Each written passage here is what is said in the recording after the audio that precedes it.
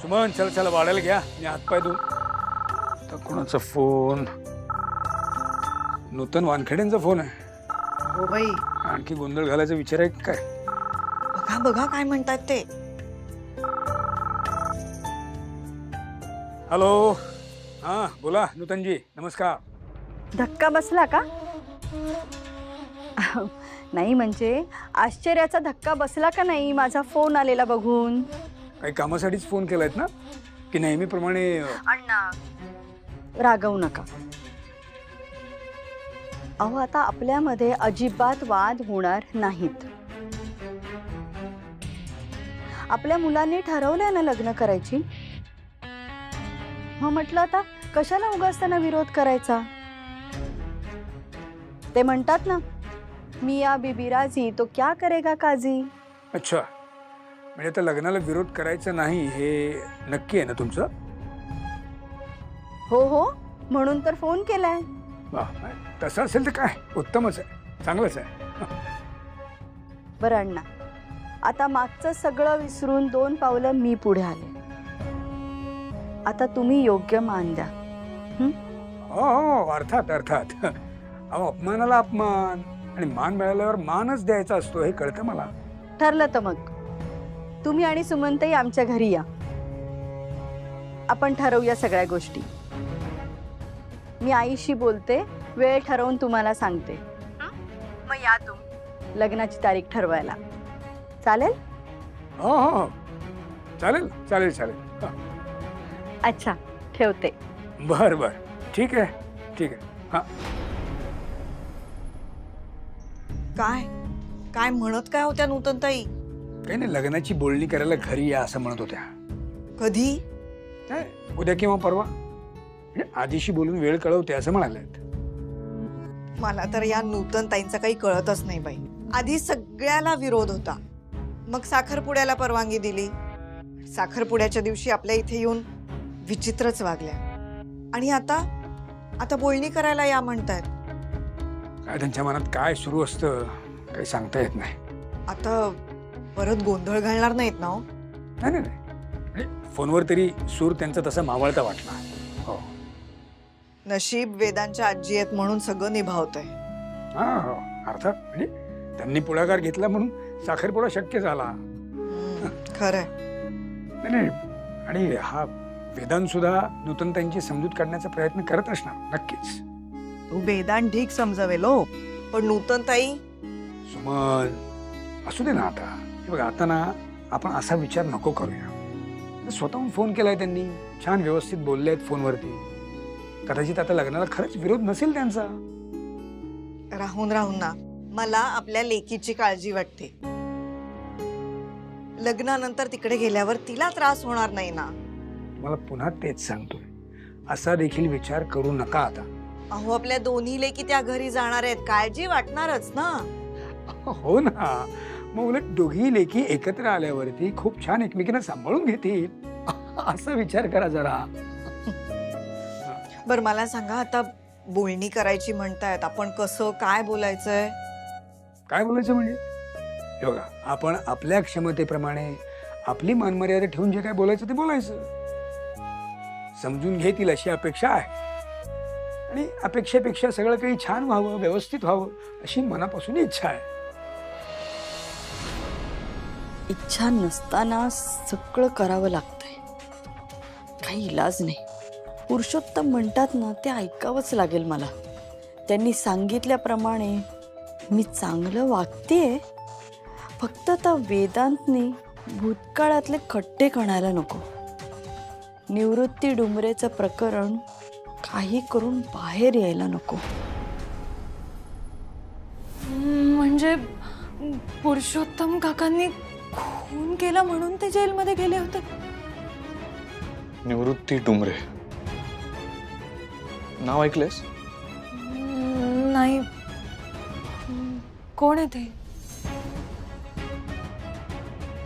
पुरुषोत्तमच्या भूतकाळातलं भूत. म्हणजे काही वर्षांपूर्वी या निवृत्ती डुमरेचा खून झाला होता. आणि हा खून पुरुषोत्तमने केला होता आणि पुरुषोत्तम या खुनामुळे जेलमध्ये होता. पण या सगळ्यात गंमत अशी आहे की राजकीय वर्तुळात हा निवृत्ती डुमरे पुरुषोत्तमचा उजवा हात होता आणि हाच निवृत्ती डुमरे बाबांच्या पार्टीचं काम सुद्धा करायचं. मग पुढे काय झालं? निवृत्ती डुमरे मर्डरच्या 3 महिन्याआधी फरार झाला होता. कारण या निवृत्ती डुमरेवर एका वेगळ्या मर्डरचा आरोप होता.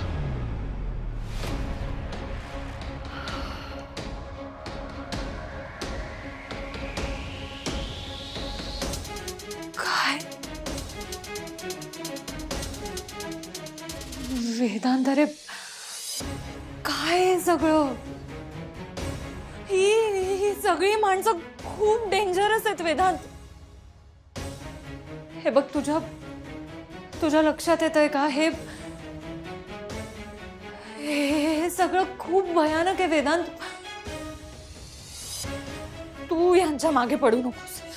लक्षात घे, जर पुरुषोत्तम काका एवढा मोठा गुन्हा एकदा करू शकतात ना, तर मग ते पुढे कधी काही करू शकतात. तू प्लीज प्लीज तू लांब राहा या सगळ्यांपासून वेदांत, नाहीतर मग तुझ्याही जीवाला धोका होईल. अमूल्य,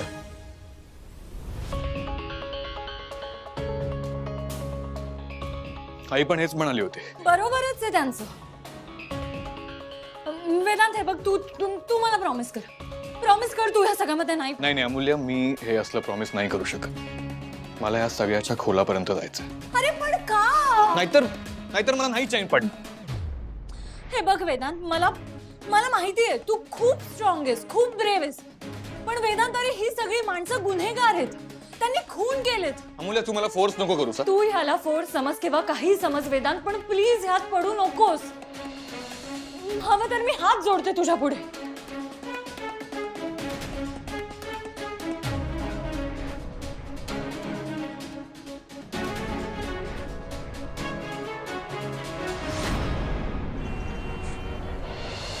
आणले पेपर आणले साहेब, पेपर आणले. रोज वाचतोस ना तू वर्तमानपत्र? कधी वाचतो. रोज. तुला राजकारणात यायचंय, तिने रोज वर्तमानपत्र वाचलं पाहिजे आणि बातमीच्या पाठीमागची बातमी समजून घेतली पाहिजे. आजपासून रोज पेपर वाचणार. स्लॅब पडला म्हणून बांधकाम करणाऱ्या कंपनीच्या MD ला अटक, 13 जखमी, 31 ठार. आता बघ, या मेलेल्या माणसांच्या टाळूवरचं लोणी खायला किती लोक जमा होतात. ते मेलेल्या माणसांना सोडत नाहीत. मेलेल्या माणसांना बोलता येत नाही ना, त्यांचा राजकारणासाठी वापर करता येतो. म्हणजे जी माणसं बोलत नाहीत ती मेलेलीच असतात. साहेब, मला ना हे बांधकाम करणाऱ्या कंपन्यांचा ना जरा डेंजर वाटतं. म्हणजे आता आपले वेदांत वानखेडे साहेब, ते पण याच लाईन मध्ये आहेत ना. म्हणजे उद्या त्यांनी बांधलेलं काही पडलं तर त्यांना अटक होईल का? काय म्हणालास साहेब? म्हणजे आपले वेदांत वानखेडे साहेब ते हेच करतात ना, बांधायचंच काम करतात ना, बिल्डिंग. म्हणजे उद्या त्यांनी बांधलेलं काही पडलं तर त्यांना अटक होईल का, असं मला एक प्रश्न पडला. दाता तू है सबका, है जो समा का, मालिक खालिक दोनों जहां का. साहेब, काय बोलू राहिले तुम्ही?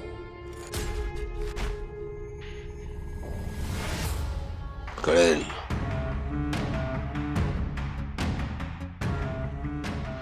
कळेल. घोबड, अश्वत्थामा, रात्र, महाभारत. हा, दे. थँक्यू.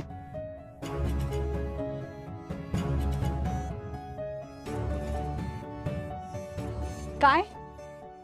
कसा झालाय चहा? छान झालंय. असं का विचारतेस? मी स्वतः केलाय तुझ्यासाठी. काय काय हो. नाही, कसं आहे, तुझ्या हातचा चहा प्यायची सवय राहिली नाही ना, त्यामुळे चव विसरले. कसं कळणार ना तू केलंयस ते, नाही का? आता मीच तुझ्यासाठी रोज चहा करत जाईन. बरं, विक्रांतच्या लग्नाची तयारी कशी चालू आहे? म्हणजे दागिने वगैरे झाले का? नाही ग, कुठचं काय. अगं, सगळीकडे ना 30-30 डिझाईन्स बघायला मिळतात. आणि तसंही आजकालच्या मुलींना काय आवडतं हे मला म्हातारीला काय कळणार ना. तुला खरं सांगू का, खूप साध्या मुली आहेत ग, साध्या आवडीनिवडी आहेत त्यांच्या. पण शेवटी आपल्या घरच्या सुना होणार आहेत ना, त्यामुळे आपल्या घराण्याला साजेसे दागिने केले पाहिजेत, हो की नाही? बरोबर आहे. नाही, पण तू काळजी करू नकोस, मी करीन मदत तुला. तू मदत करणार आहेस? हो. काय म्हणजे चालेल ना तुला?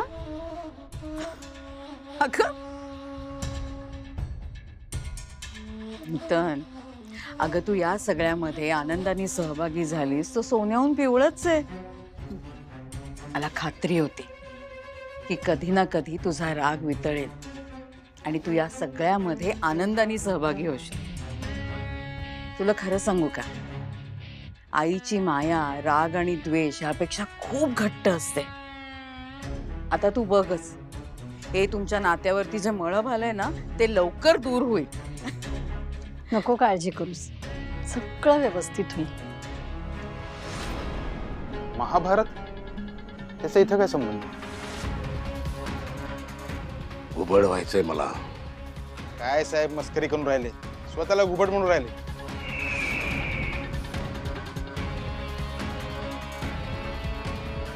एक असतो घुबड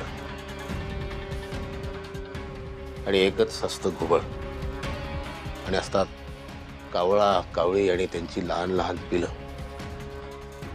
घुबड हे सगळं पाहत, त्याला मोह होतो.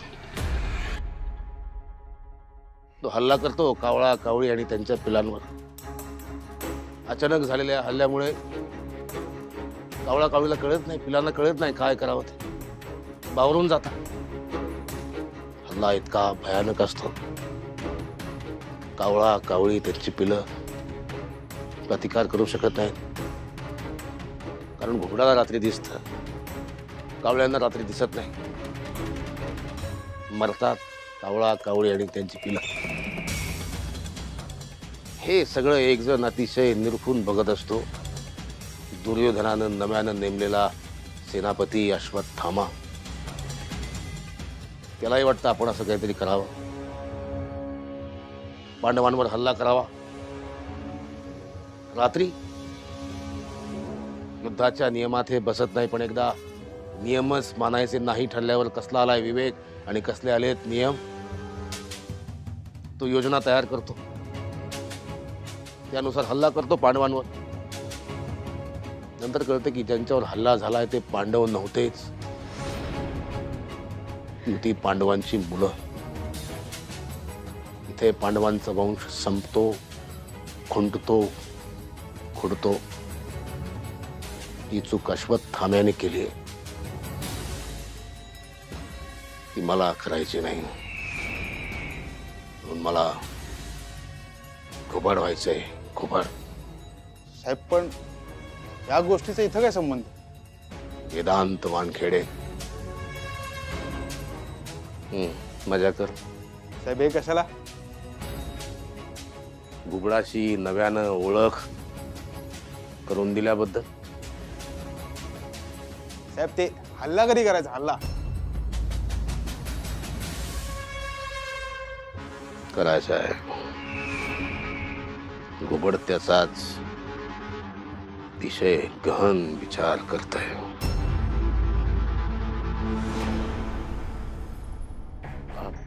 अमूल्य मॅडम, ही फाईल. हा, मी बघते नंतर. अमूल्य मॅडम, म्हणजे बघा ना, मला आता सरांनी लग्नाची परमिशन तर दिली आहे, तर मी असा विचार करतोय की मुली बघायला सुरुवात करावी, नाही का? ओके. म्हणजे मला फक्त एवढंच सांगा की ह्या मुलींना इम्प्रेस कसं करायचं. मी मस्त हेअरकट करतो, दाढी वाढवतो आणि एक गॉगल लावतो छान. कसं वाटेल ते? हो अमूल्य मॅडम, काय झालंय? तुम्ही एवढं सिरियस का आहात? हे बघा, तुम्ही हे असं शांत बसलात ना, ऑफिसमध्ये सगळीकडे असं उदास उदास वाटतं हो. तुम्ही कसं असं प्रत्येकामध्ये असा उत्साह आणता ना. तुम्ही असं शांत असलात ना की मला तर खूप भीती वाटते. हा, काही बिनसलंय का आत? विजय, तुम्हाला काय हवंय? उगाच भलते चालते प्रश्न विचारू नका. मॅडम, ते काम होतं माझं. मग कामाचं बोला ना. काय काम होतं? मला गणपतीची सुट्टी हवी. हा ठीक आहे, दिली. दिली? म्हणजे विजय, तुम्ही हे मला का विचारता? तुम्ही वेदांत सरांना विचारा ना. म्हणजे आत हवामान ठीक असेल तर रजेचा अर्ज घेऊन जाऊ शकतो ना. विजय, हाय हो तुम्ही. जाऊ ना मग आत. हवामान कसं आहे आतमध्ये? हवा में चलती गर्मी के कारण आज हल्की और जोरों से बूंदाबांदी होने के आसार है. घनघोर और मध्यम बादल छाए रहेंगे. अहो, हे काय? मला काही कळलं नाही. विजय, हवामान खात्याचा अंदाज कुणाला कधी कळतो का? काय मॅडम तुम्ही? अहो, मी असं म्हणते की तुम्ही आज नको, तुम्ही उद्या जाऊन विचार. मग असं बोला ना सामान्य माणसांच्या भाषेत. हे काय? बुंदाबांदी बुंदाबांदी. सुमन, अरे बापरे, हे काय सगळं काढून बसलंय? हे काय? अहो, काही नाही, सगळे दागिने काढून बसली आहे.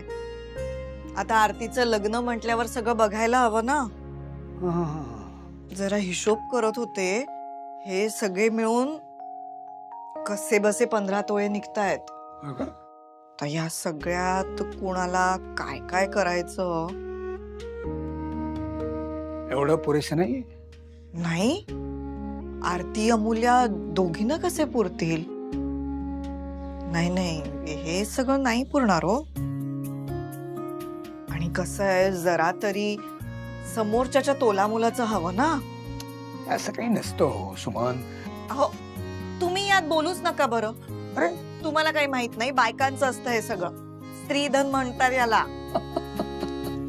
हसताय तुम्ही. मला काय करू काय नको असं झालं. आणि नाही नाही, पण म्हणजे अतिशय विनम्रपणे एक प्रश्न विचारू का तुम्हाला? विचारा. म्हणजे साधारण किती रकमेचे दागिने आणखी लागतील तुम्हाला? म्हणजे बघा, आपल्या दोन्ही मुली सुंदर दिसायला हव्यात. ऑफकोर्स. वानखेड्यांच्या सुना शोभायला हव्यात. एवढं तरी हवं ना. पण तरी काय अंदाज काय तुमचा? अंदाजे सांगा ना. मग तसं बघायला गेलं तर 7-8 लाख तरी होतील. बापरे, 7-8 लाख?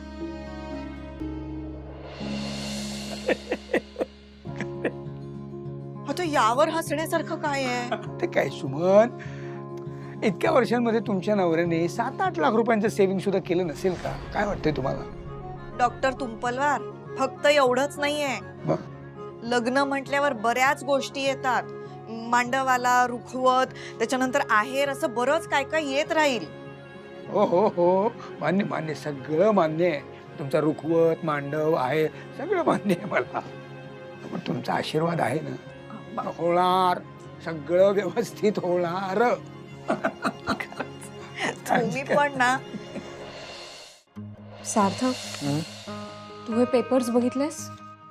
नाही, बघतो नंतर. अरे कधी नंतर? आपल्याला रिपोर्ट बनवायचा आहे. आधी हातातलं काम संपवतो आणि मग बघतो. ओके. बरं, विजय आला ना की त्याला ही मंथली सेल्सची फाईल द्यायची आहे. कम इन.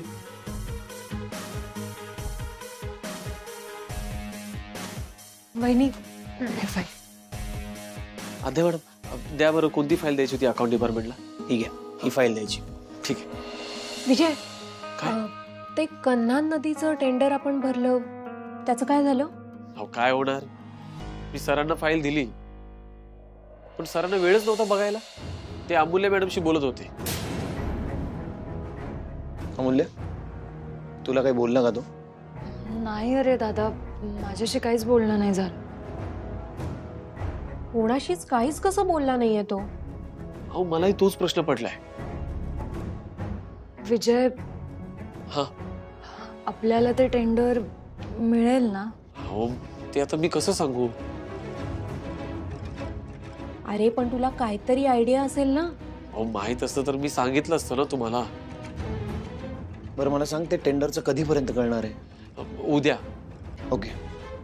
विजय, तुम्हाला जसं कळेल ना तसं तुम्ही प्लीज आम्हाला सांगा. अहो अमूल्य मॅडम, ते आधी सरांना कळतं, मला नाही.